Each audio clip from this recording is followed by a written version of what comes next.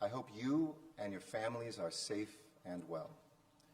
95 times I've come before you to give you life-saving information during this pandemic, to reassure you, to mourn with you, to mobilize the spirit of our city to face the greatest challenge that our town has ever seen, and to get through the past 16 months as we fought COVID-19. We've made so much progress, and that's why you haven't heard from me for a while. But I said I would return to brief you if there was information that you needed to know, something important to share. So I'm here tonight for a 96th time. I'm joined by our City Council President, Nuri Martinez, because this is one of those moments. To put it bluntly, we are facing a surge of COVID-19 here in Los Angeles once again. Our cases are up, our test positivity is up, our hospitals are admitting a growing number of our friends, our neighbors, and our family members. So we have to act again to save lives, to do the necessary work that I have witnessed. I trust you and I believe in you because I've seen you act over these last 16 months to take heroic actions that save the lives of the people that we love. And I know that you can summon that brilliance, that determination to once again do the same. I want to be clear. The number of cases that we face is not as high as the surge in the winter. On Friday, though, we had more than 3,000 new cases here in LA County. The last time that happened was February. In just 1 month, we've seen our total cases more than triple from June. And our incredible vaccination work this spring helped us flatten the curve and then push it down by 99% at our lowest. But as fewer people get vaccinated, and as the world waits to be vaccinated in large numbers, the Delta variant has spread. Now the dominant variant here, making itself at home in our city. It's highly contagious. It spreads about twice as easily as the original virus, and now accounts for the overwhelming majority of cases here in LA County. The surge is not just happening here. This country and the world is experiencing a fourth wave of COVID. Our country has seen a fourfold increase in new cases per day over just the last month alone. And this variant is spreading throughout the world, filling hospitals and spreading suffering and loss once again. We're facing a real threat, and the only way we'll gain the upper hand is by fighting back. The good news, so different than almost every other time at a briefing, is that we have a vaccine. We have a safe and effective vaccine, something unthinkable a year ago, and it couldn't be easier for you to get. And if you have any doubt whether it offers you protection, consider this. Right now, over 90% of the people who are currently hospitalized with COVID, over 90% are unvaccinated. And more than 97% of the people dying from COVID are unvaccinated. As I've said many times before, you'll either get the vaccine or COVID, and I'll tell you which one of those can kill you. Tonight, I'll talk to you about what you can do to help us turn this tide, and share with you what your city is doing to help support you every step of the way, to continue this road to recovery, which you fought so hard for, and which we have to protect. But first, I want to share with you an announcement. I and the City Council President, together with her colleagues on our City Council, are moving forward with requiring city employees to be vaccinated, starting with a requirement that they report their vaccination status or submit weekly proof of a negative COVID-19 test. No one is immune from the dangers of this virus. As mayor of this city, I've talked to too many widows, too many brothers and sisters, sons and daughters who have lost the people they love the most. And we're seeing an alarming spike in cases among our city workforce, 110 new cases in the past week alone, as compared to 34 in the prior week. This policy is about protecting the health of not just those who provide essential services to keep our city running, but protecting all Angelenos. We're taking this step in close consultation with our labor partners, and will continue to engage our employees, many of whom have reached out to us asking for protections, all who share, I know, a deep concern about the safety of their fellow workers, their families, and the public. In Los Angeles, we are fortunate to have what is probably the most hardworking and dedicated municipal employees anywhere in the world. Women and men who stepped up to challenges, new jobs and new places, who didn't ask whether something we were asking them to do fit into their job description, but who stepped up as heroes throughout this pandemic. They never lost sight of providing those core city services. When I promised your city would never stop working for you, it was those men and women who proved that true. I could not be more proud of our city workers, could not be more grateful for their commitment to public service, or concerned about their health and their well-being. That's what's at the heart of this announcement today. But that we're announcing today require folks to report their vaccination status. So let me turn it over now to our Council President, Nury Martinez, to say a few more things. Then I'll come back to share some other important announcements and the numbers for today. Council President Martinez.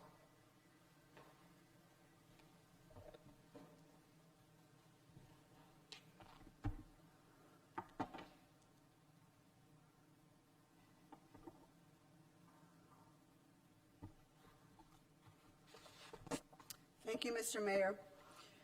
Angelenos have stayed home for over a year to protect themselves and each other. And quite frankly, I think it's safe to say that we're getting tired of protecting people who don't want to protect themselves or get vaccinated.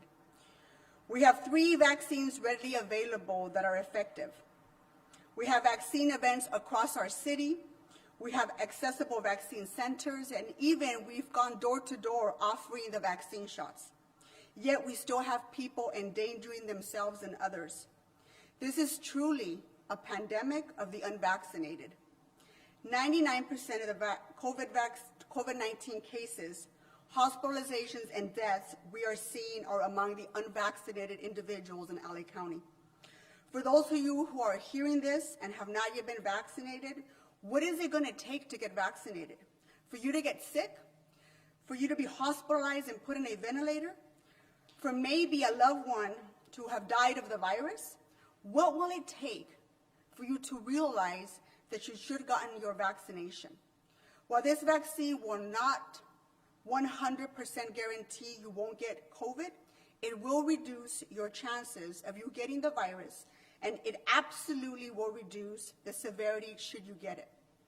Yes, there are breakthrough cases that occur in vaccinated individuals, but their symptoms and experiences are significantly less severe than those who have been unvaccinated.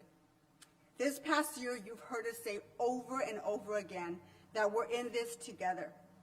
Well, now it's time for those who are resisting the vaccine to do their part if we're truly in this together.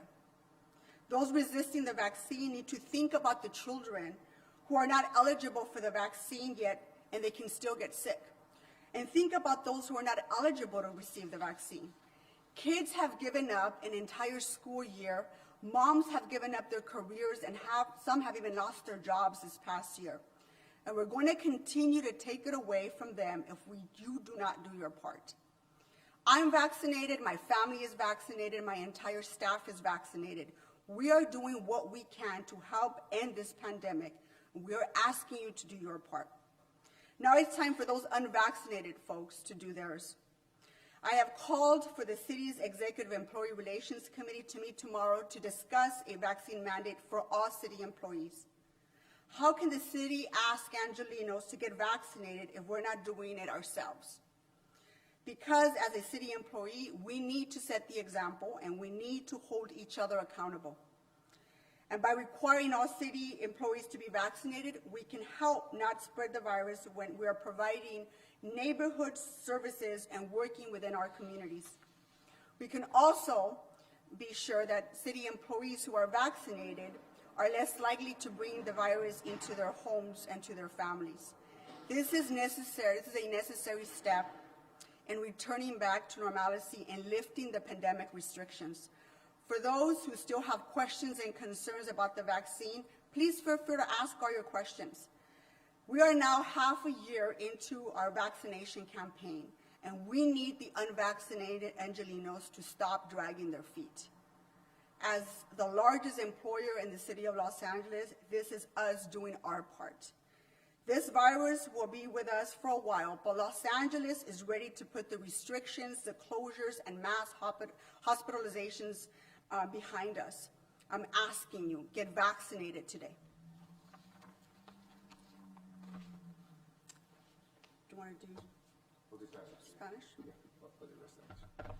Thank you very much, Council President, and we'll be returning for Spanish, both of us, at the end of English remarks. Thank you for your powerful words. Thank you for your partnership. We're taking this action because the stakes are so high. The more people that are vaccinated, the more we gain the upper hand in this battle. So let me turn to what this battle looks like right now and run through, as I do in each briefing, the numbers. Today we had 2,067 new infections in the county of Los Angeles, 930 in the city. That's 7 times higher than the daily cases reported when we reopened on June 15th. The 7-day positivity rate at our city sites is 10.4%. On June 15th, it was just 1.5%. The positivity rate is going up for all age groups, but it is highest among 18 to 29-year-olds, where it's 13% positive right now. So no matter what your age is or how healthy you are, please understand that you are at risk, and even if you're healthier and younger, you're at risk of spreading that to those folks who are most vulnerable. And you're putting children who are under 12, who are unvaccinated, at risk and not eligible to get the shot yet. Again, this virus is making folks very sick. There are currently 891 people who are hospitalized across LA County, an 8% increase since yesterday, and a 300% increase from June 15th. And of those patients, 195 of them are in the intensive care unit. On Friday, that number was 145. We've seen a 33% increase since Friday. Tragically, more people in hospitals inevitably means in a couple weeks we'll see more deaths. Today, there were 15 new deaths in LA County, 1 here in the city of Los Angeles. We've now lost a cumulative 24,643 souls to COVID-19 countywide. That's 24,643 people who were deeply loved, who are missed every single day. My heart, as always, goes out to every family who still is looking at that empty seat at the dinner table. In the winter, when we faced our last surge, we didn't have a vaccine, but now we do. Now we can prevent people from dying and avoid more heartbreak and loss. Today, over 5.1 million people in LA County, or 62% of our eligible residents, are fully vaccinated. 71% have received at least 1 dose of LA County residents over 16. In the city of LA, it's 67%. And among our most at-risk age group, those who are 65 and older, nearly 89% of them have received at least 1 dose. Thank you to our seniors. And the city now has administered 1.4 million doses of the vaccination directly. This is progress worth celebrating. But in July, we saw a 58% decrease in shots administered at our city sites compared with June. On average, we're administering just 636 doses per day. We would do that in less than an hour at Dodger Stadium at the peak, 3,988 in the last week alone. So we need to see that number ticking up and fast. So if you've not been vaccinated, you're at serious risk not only of getting sick, but infecting loved ones who are vulnerable. When we faced a new extremely contagious variant, we know the difference, when we face one, we know the difference it makes to act fast. So consider 2 European countries where this variant arrived. It was hit hard by the 4th wave in both the United Kingdom and Portugal. To get ahead of the virus, Portugal took proactive steps with testing, masking, and vaccinations. And as a result, its case rates with Delta are 50% less than in the UK. And deaths are stable in Portugal, but they're doubling every 2 weeks in Britain. Bottom line, as I've said every single briefing, it pays to act fast. Or put differently, as I've said before, when it feels too early, that's the time to act. By the time it feels right, it's too late. So what should we do in the face of this surge of the Delta variant? Just as we have at every step of this pandemic, your city is making decisions that are guided by data and by science, and doing everything possible to make it easier for you to stay healthy and safe, get access to the health care that you need, and to work to increase our vaccination rates. So let's review. First, know your status. Get a test. It's especially critical that you get a COVID test at the first sign of symptoms or if you've been exposed. And if you're fully vaccinated while you're well protected against serious illness and hospitalization and death, you can still get the virus, what's been referred to as breakthrough cases. So as early evidence suggests, you can still pass it along. So first, know your status and get tested. To find a testing location near you, go to covid19.lacounty.gov/testing, or just call 833-540-0473 to schedule a test today. Next, it's important that we double down on everything that we know works. Wash your hands frequently. Everyone, regardless of vaccination status, is now required to wear a mask now in indoor public spaces. And third, if you haven't, please get vaccinated. It couldn't be easier to get the vaccine. We've got plenty of them. Whichever vaccine you prefer, it's free. You don't need insurance. Your immigration status is irrelevant. And the vaccine is available at more than 800 sites across LA County. So there's one very close to you. Some of these sites are drive-through. Others are walk-up. There's pop-up sites at community events. We're doing shots at branch libraries, a metro station as part of your daily commute. And you don't need an appointment, but if you want to make an appointment or need more information, maybe you're homebound or you need a ride to get the shot, call us at 833-540-0473. Many sites are now open to 8 p.m. to accommodate different work schedules, and you can find a site near you at coronavirus.lacity.org/vaccine. And tomorrow morning, you'll get an alert to your phone with all of that information to make this even easier for all Angelenos. The entire city family is working so hard to save lives and to save livelihoods. And today I thanked our city teams who stood up more than 24 mass shelters and trailers at the beginning of this pandemic as emergency city workers to help our unhoused population. And just as we did by being first with closures, masks, testing with or without symptoms, protecting our senior nursing facilities, reversing the Black mortality gap, providing at-cost N95 masks, and opening up some of the largest vaccination sites in the world, the work we did in those shelters paid off and saved lives. Because of those shelters and our street teams, our unhoused Angelenos, who we were told would be disproportionately vulnerable to dying from COVID-19, have had lower infection rates than Angelenos who are housed. To help our unhoused neighbors stay safe during the surge, and as part of our program to deploy unarmed, trained professionals to connect folks to services called Crisis and Incident Response through Community-Led Engagement, or for short, CIRCLE, the city is launching a new effort that Council President and I are proud to announce that began yesterday, starting in 2 neighborhoods in Venice and Hollywood, and will expand from there. And we're sending outreach teams into the field 7 days a week to provide homeless Angelenos with PPE and hand sanitizer, referrals to services and housing, and to connect them to COVID testing and vaccines in coordination with our mobile units. In the fall, the same program will become part of our therapeutic unarmed response for neighborhoods, or TURN. This is an approach to reimagining public safety, continuing to help and connect unhoused Angelenos to housing and services, but also be trained to respond 24/7 through 911 calls for help with nonviolent incidents with people who are experiencing homelessness and with mental health challenges. For Council President Martinez and me, serving our vulnerable, unhoused neighbors is a top priority, and we're working to provide rental assistance so no one becomes homeless because they can't pay their rent check. And I want to thank the Council President and the City Council for their great work on this. You've been a great champion here. Your leadership was essential to our city launching the largest rental assistance program in the country.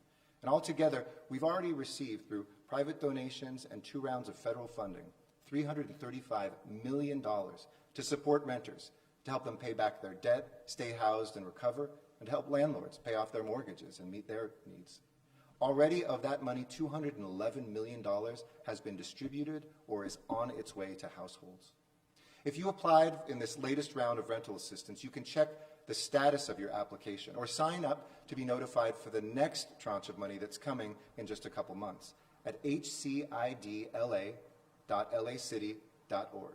I'm sorry, that's actually hcid.lacity.org. hcid.lacity.org. Also know that local renter protections remain in place. So if you are unable to pay rent due to the pandemic, you cannot be evicted, though you're responsible for that rent, remember. For information and links to free legal services, go to stayhousedla.org, where there's plenty of assistance. This pandemic has been hard on all of us. And of course, it's taken a tremendous toll on our small businesses, which are the lifeblood of our neighborhoods and our city. Across Los Angeles, businesses have laid off workers, they've scaled down, and too many have shut their operations altogether. Many others have managed to ride out this storm, often with support from the city, and I'm so proud that visiting across the city the last 2 weeks, I've talked to businesses that said those critical lifelines from the city helped them stay alive and open. More than $55 million in direct assistance and grants to help small businesses. I talked to business owners across the city who said these dollars and policies that we enacted were the difference between whether they could stay alive and not. I dined al fresco in Little Tokyo with business owners who said that outdoor dining was literally a lifeline for their businesses during the pandemic. I met with folks in Hollywood who immigrated here and set up a shop that became essential to their neighborhood. I dropped into a restaurant in Boyle Heights, a boutique in Melrose, a cafe in Koreatown. And it wasn't just city funds that kept these places afloat. It was you. And so I encourage you, go back to those businesses. They need you now. And every dollar you spend locally, with a locally owned business, 70 cents of that dollars stays here, and it gets recycled. We know that our business owners are resilient, and I have been so impressed at every stop of the way of the resilience of our business owners and workers I've met. I've been encouraged by their dreams to not just come back, but to come back better. And they're determined, and we're determined to double down on our support. Whether it's extending LA Al Fresco throughout the summer and working together with the council to make it permanent, or the expansion of LA Optimized, which is a program for free to help small businesses with digital tools to grow your bottom line. We are here to help. And in fact, we have an LA Optimized Accelerator Academy right now, a free webinar for LA businesses that takes place the first Tuesday of every month. The next one on August 3rd will focus on helping your business with digital accounting and payments and business automation. So to learn more, go to LA City Optimized. That's lacityoptimized.org. We need our businesses to stay healthy. And so in the fall, the council and I will be putting $50 million out for LA City businesses. $25 million for restaurants and small businesses, and another $25 million for businesses in our hardest hit communities in the form of grants, technical support, and we'll share that information in coming weeks so that you can get ready to apply and get those dollars in the fall. Bottom line, we've helped in the summer, we helped in the spring, we helped last year, and we're not going to abandon you because we know it takes time to get back on your feet. The Department of Public Health has not issued an order from the county to shut down any businesses at this time. But another thing we can do to help, because LA County's high case rate right now would land us in the red restrictive tier if we were still using the state's blueprint for a safer economy system, is for us to all abide by those orders. Wearing a mask indoors in those businesses and public places, be thoughtful and cautious in the weeks and months ahead. Look, I know we would all love to be done with masking. It's like seeing an old friend we didn't want to see, but we need to do it. This contagious virus and this moment is real. I see it in my city workforce. I see it with friends. We all know this. We're seeing that, and people are arriving in hospitals. It's not a form of punishment. It is a form of protection. It's an act of love to wear. And this was never going to be easy. I think we all thought the vaccine's here, yippee, it's over. It's not yet over, but it will be over with your work. And I have a special message, and I want to build on what the council president said. Let's do this for our children this fall. We can't afford to have our schools not reopen. We should be bringing these cases down so that we can ensure that our young people, our sons and daughters who are so disconnected from friends and from learning and from life, can return to our schools. That's why we do it, because it's critical for them moving forward. I know how excited my daughter is to be with friends and teachers after such a long time of staring at a screen. And I also recognize there's families that are fearful. They're anxious about returning to school. And I appreciate how difficult this work is. I don't come and talk to you when it's easy. I come to you when it's tough. But our rec and park centers, our cultural affairs sites, our family source centers, our libraries, our LA Best programs, our district and our city are here for our families and our children. And we're going to continue to grow and expand these supportive services to give you the confidence, not only in the health of our city, but in the opportunities for your children. But it's a group effort, a goal that we all need to be engaged in reaching to the safe return to school for our kids. In close, this is a surge. It's not the worst surge that we've had, but you can ensure that it doesn't become the worst surge that we've seen. Let's work together to stop community transmission in its tracks. This virus has evolved. It gets smarter and faster and more dangerous. But we have new weapons, like the vaccine, that can meet that threat. And I know we can do this. I know it's difficult. I know how much we all wish that COVID would never have come or would just disappear forever in the snap of a finger. But I also know we're going to get through this because I've seen you. I've seen you do the right thing. I've seen your generous hearts. I've seen your steely determination. I've seen your brilliant work. We're Los Angeles. We lead with love, we lead with hard work, and never bet against us. So thank you for what you will do, and as always, sending you strength and love.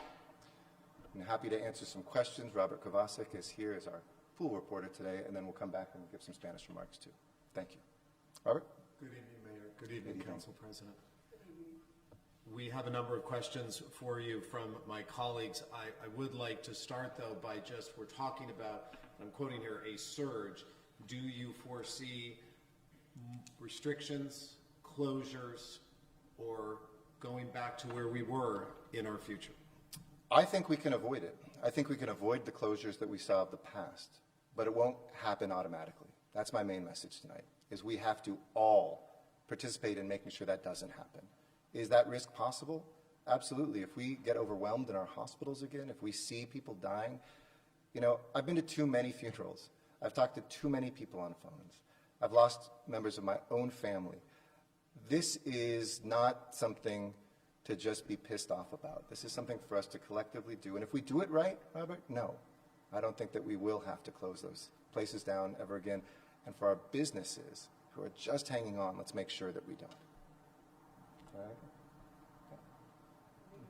All right, I'll bring it. I'd like to start with a question from Emily Alpert Reyes with the Los Angeles Times. You're going to want to take notes here because it's multi-tiered. Okay. But she covers a lot of what we're all wondering about the vaccine mandate. We'll start with Emily asks, what is the timetable for employees to provide proof of their vaccination status to the city? If that is not determined at this point, when are city departments expected to have gathered this information, and when would testing begin?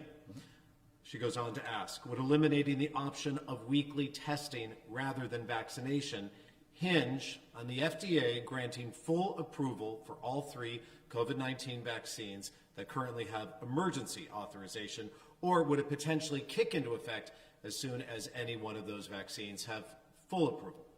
And finally, can this plan be vetoed by city employee unions? What requirement, if any, is there for the city to consult with them on this plan? And if so, which aspects of the plan does it need to confer with labor groups on? Well, Council President, I will do our best law professor answers here.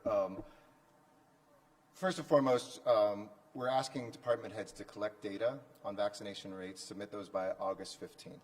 I've looked at every place that is requiring this, and nobody yet has a date, because it requires us to take probably a couple weeks to make sure we have the testing infrastructure for employees that get tested, and to make sure people aren't returning to work this month yet. I think most places we're looking at after Labor Day, which will have to be revisited depending on the caseload.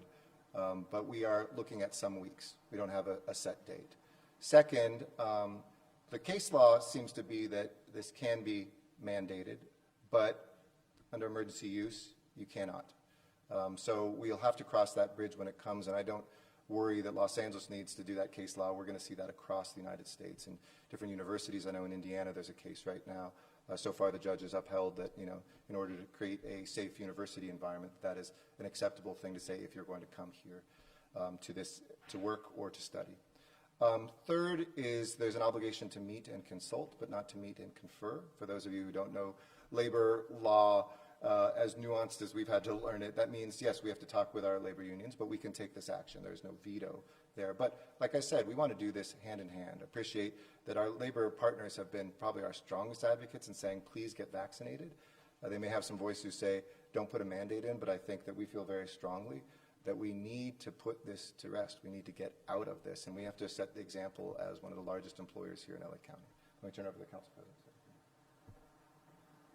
I think I can answer the timeline question Emily had. I think that's one of the items that's up for discussion in tomorrow's EERC meeting in terms of what it's going to take for us to ramp up testing for our employees and the data that needs to be collected and the timeline in which we're going to put all this into effect. So that's what we hope to be able to have a robust conversation about all this in committee tomorrow and come up with a recommendation for the council moving forward. And in terms of the unions, all I want to say about that is I think it's really all up to us to really step up. I think everyone needs to step up collectively and recognize that we cannot be headed in this direction. I can't even foresee myself not sending my child to school next fall. It was an absolute nightmare this past year, not only for her mentally, but academically, and I cannot even imagine what a parent who does not understand the system or the technology to work with their child, what they've gone through over the past year. We cannot go backwards. And so I think we're going to do everything in our power to move forward and work with our labor partners, but it's really up to everyone to begin to step up and do the right thing. One last thing, Robert. I think there's one other question Emily put in there about once emergency use is done. We'll have to have some people who can be tested no matter what because there's ADA accommodations. Some people can't get vaccinated. And in the past, there's case law around religious exemptions too. So for folks who absolutely can't, we want to make sure that they're not contagious and bringing that to the workplace because that can kill a coworker, can kill a coworker's family member, and we want to protect them. Is this mandate very similar, or is it a carbon copy of what we saw in New York City and San Francisco as well? I haven't read theirs. We're writing our own here, but I think it's similar. I think you're seeing this is not just something that people are doing to be politically correct. They're not just doing it because another city is. We've been talking about this, the council president and I, other council members. We've been on the same page for a number of weeks. This is the time now to make sure that we put a plan in place, that we do that, and we encourage people. That last piece, especially when we look at who's vulnerable. Right now, it is a pandemic among the unvaccinated, as the council president has said, as Dr. Ferrer has said, and we want to save those lives. Jackie Fortier of KPCC asks, who will provide the tests that unvaccinated employees will need to take? If they are expected to travel to a city or a county testing site, will they do that during their work time? Yeah. That's a very legitimate question. That's one of the ones that we're going to tackle tomorrow at the ERC meeting. I chair ERC, the council president serves on that with 4 of her colleagues, so we have both council and mayor on that. And I personally want to make it as easy as possible for city employees. This is not some sort of punishment. We need to make those accommodations, especially for folks who cannot get vaccinated. And I think we've shown our ability as a city. We've done, we think, more tests directly than any government entity in the United States besides the national government. While you've had states that funded, we actually ran those centers, and we probably did the most of any government entity, state, local, in the United States. So we've got a lot of experience. We'll make it easy. We'll make it convenient, and we'll make sure that everybody can either get their vaccine or make sure they tell us what their status is. This is from my colleague over at Cavea Telemundo 52, Gabriel Huerta. Will the city implement disciplinary measures or salary reductions for those workers who do not present proof of vaccination or a negative COVID test? Gabby asked you to answer this in Spanish as well, please, but I know we're doing that as well. I'll start in Spanish. No es necesario este punto, pero tenemos una reunión del comité de nuestros empleados ejecutivos mañana. Es importante tener información por toda la gente, pero nuestra meta no es dar un daño a nuestros empleados. La meta es obtener su estatus de la vacuna o la vacunación por la gente. And in English, what I said is it's not our goal to punish people. I want to be very clear, to fire people, to reduce their salary. It's to get them vaccinated, or if they can't be vaccinated, to make sure they're not infecting other people. Full stop.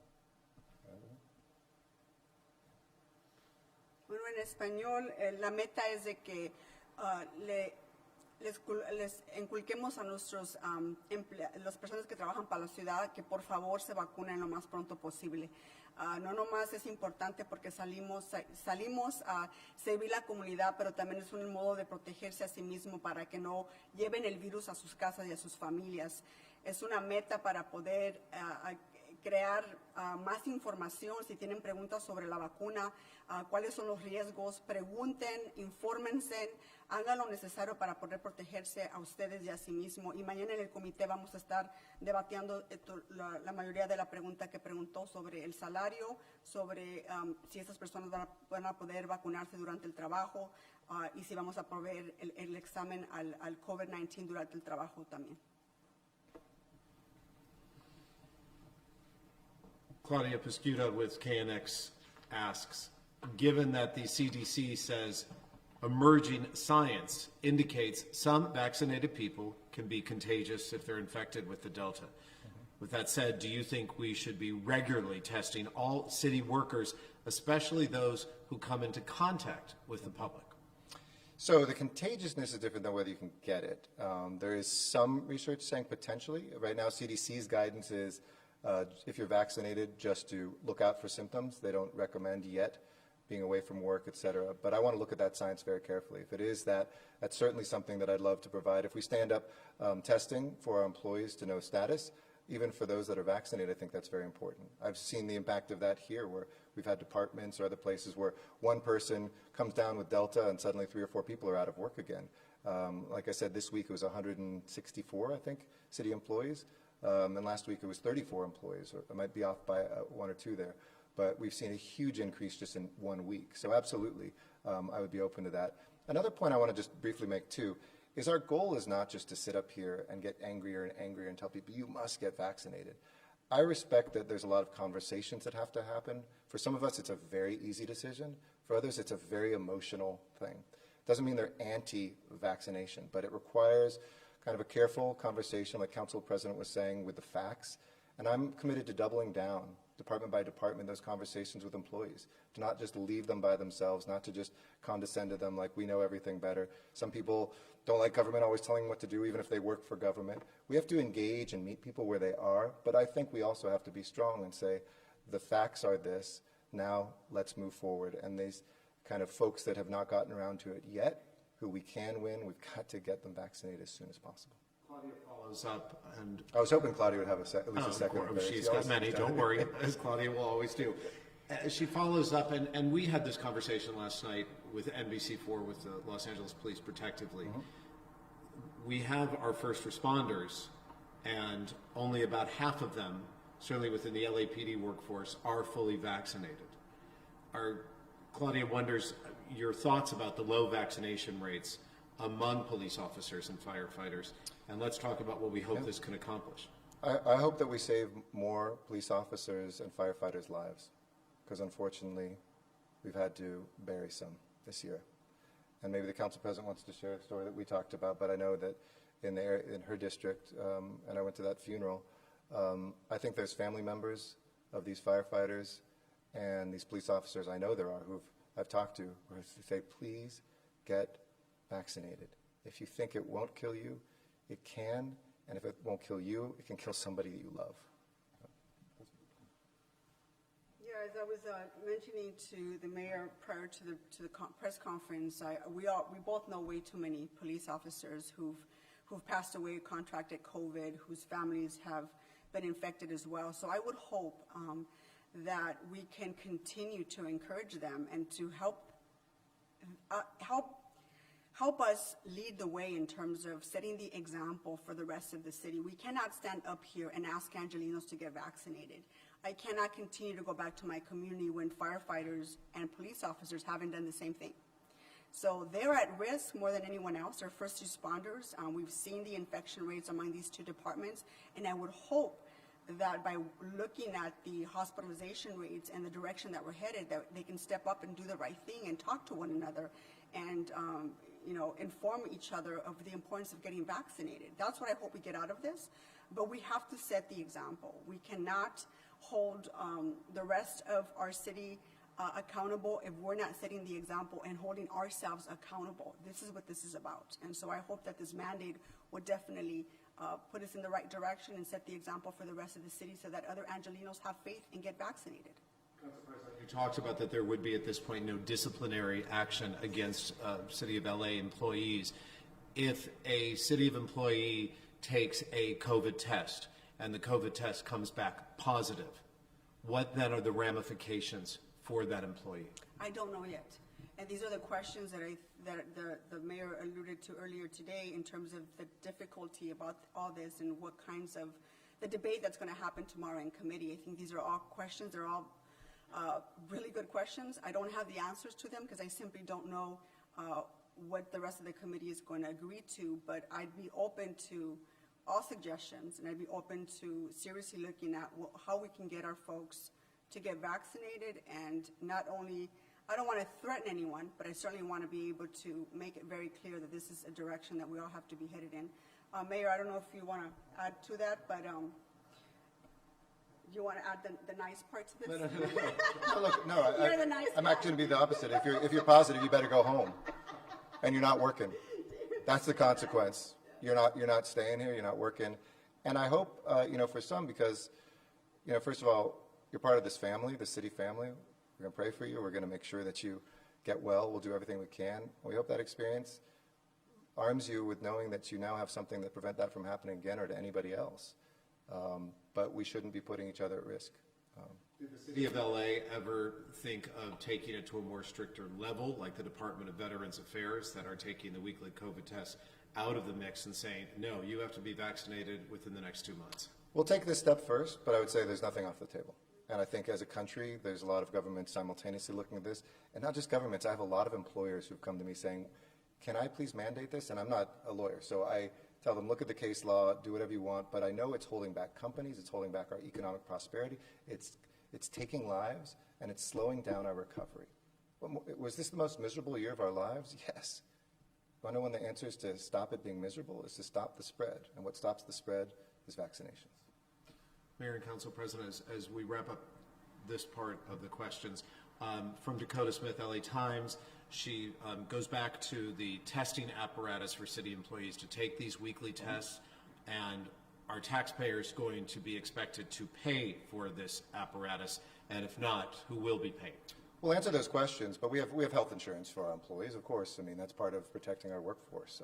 And I think this is something all employers are struggling with and looking at, but that should be something that right now you can get tests under the health care plans we have, so it shouldn't cost the public anything more. Turning to a question that is repeated by a few of my colleagues, but we'll address this one from Alexis Olivier Ray with LA Taco. This concerns our homeless. Yeah. Despite the recent surge in COVID-19 cases, the city of Los Angeles has decided to remove hundreds of portable sinks and toilets from homeless encampments recently. At least 2 council members have said they do not support this. Why would the city remove hygiene stations when cases are surging? And what are the concrete plans that you have in place to offer hygiene services to encampments now going forward? So we're actually doubling down in areas where people use these more.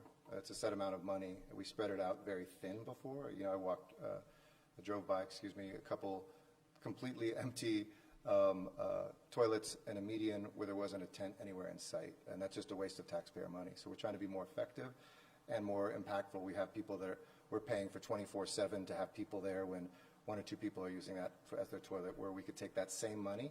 So I want to be clear, we're not cutting any money from this. If anything, we've added a little bit, but we're going to spend it in places that are much more impactful.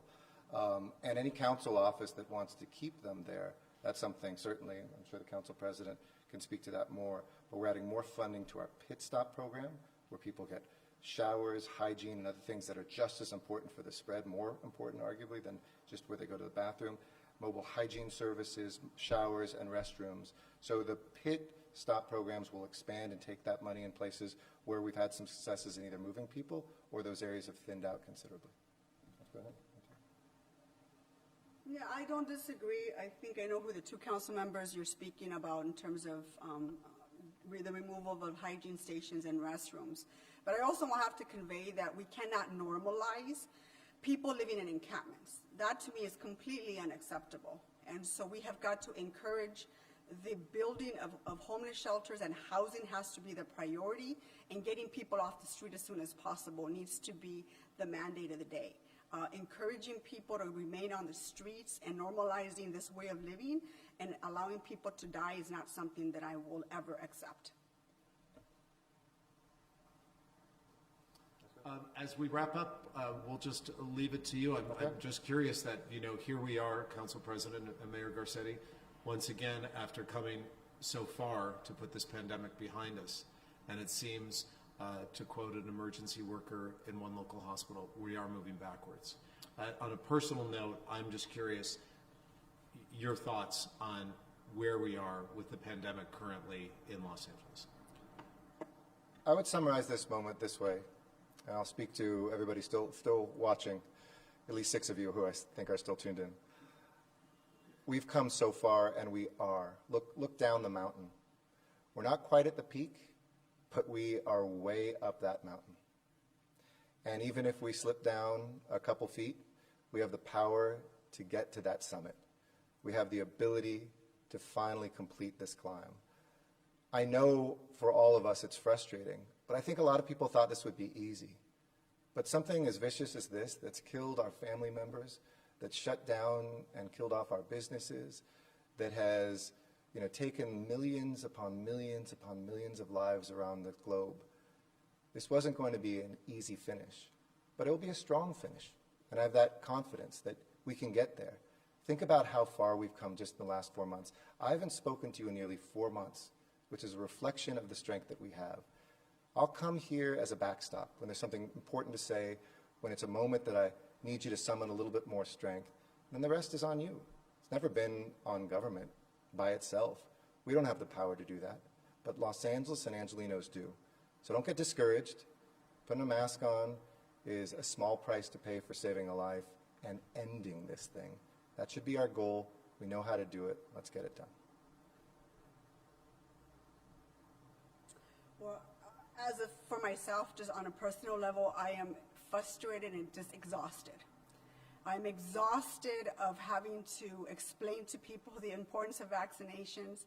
I'm exhausted about arguing about the importance of wearing a mask to protect yourself and other folks around you.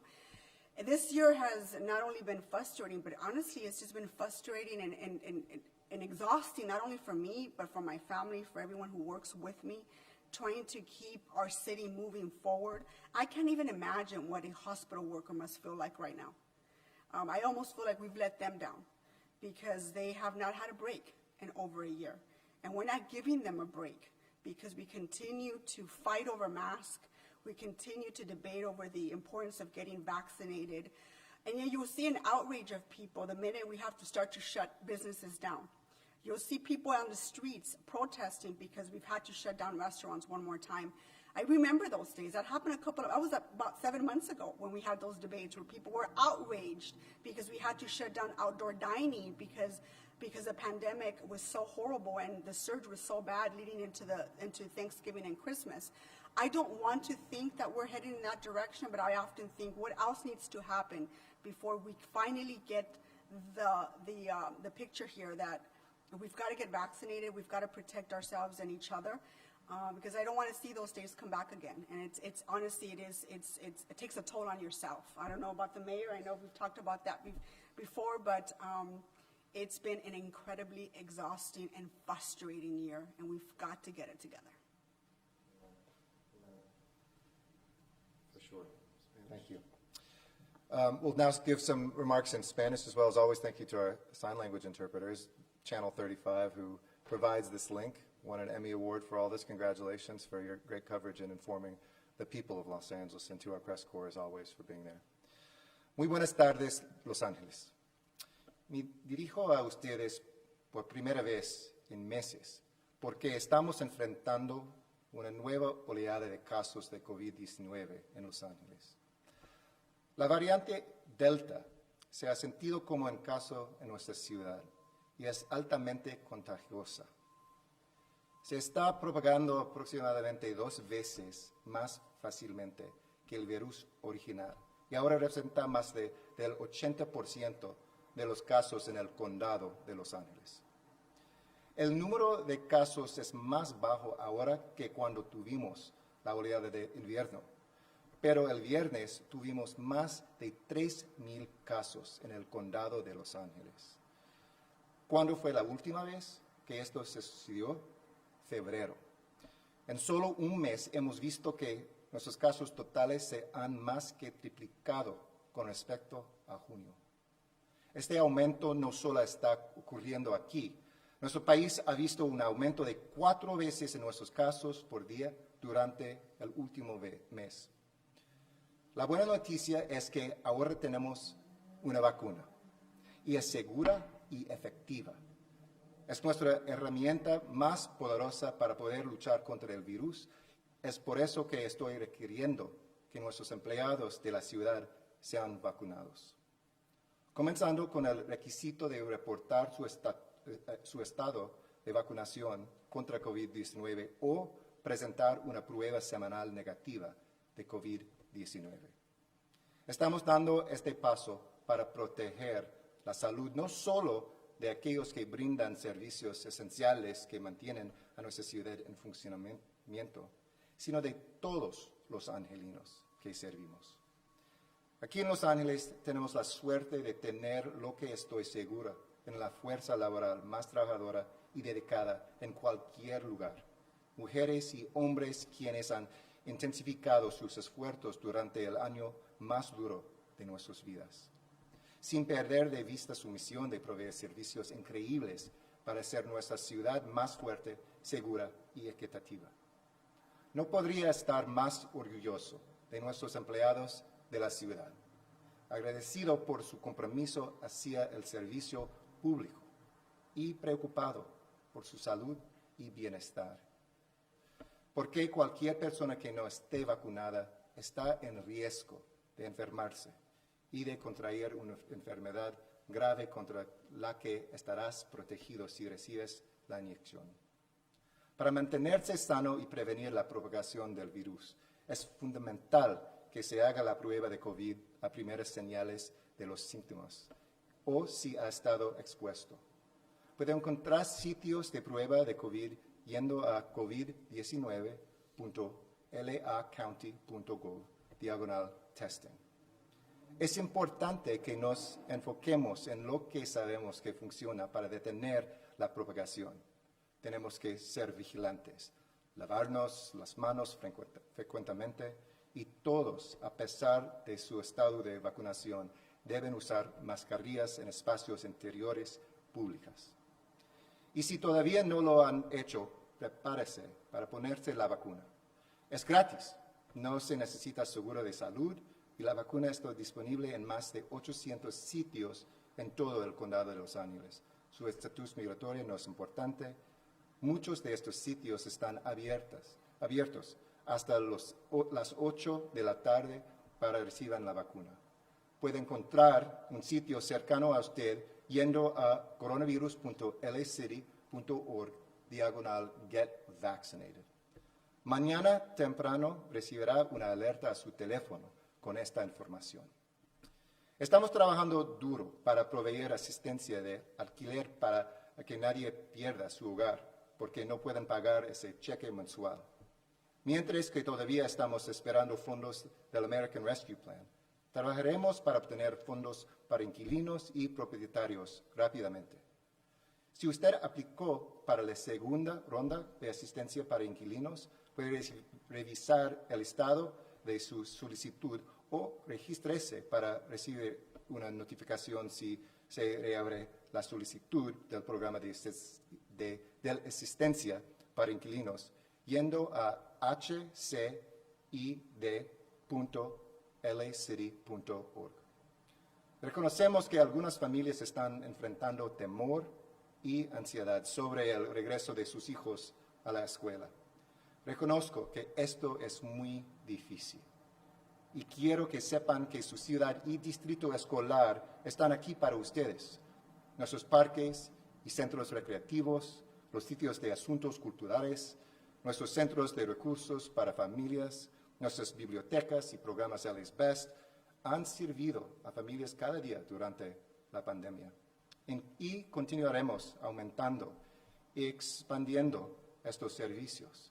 Estaremos aquí para ustedes y haremos todo lo posible para mantener a sus hijos y todos en la ciudad seguras y saludables. Nosotros saldremos de esto, porque sé quiénes somos y como angelinos somos capaces de hacerlo. Gracias a la ciudad, fuerza y amor de Los Ángeles.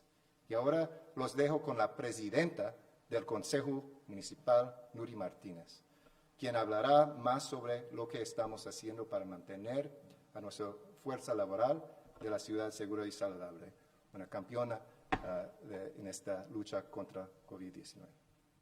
¿Nuri? Gracias, alcalde.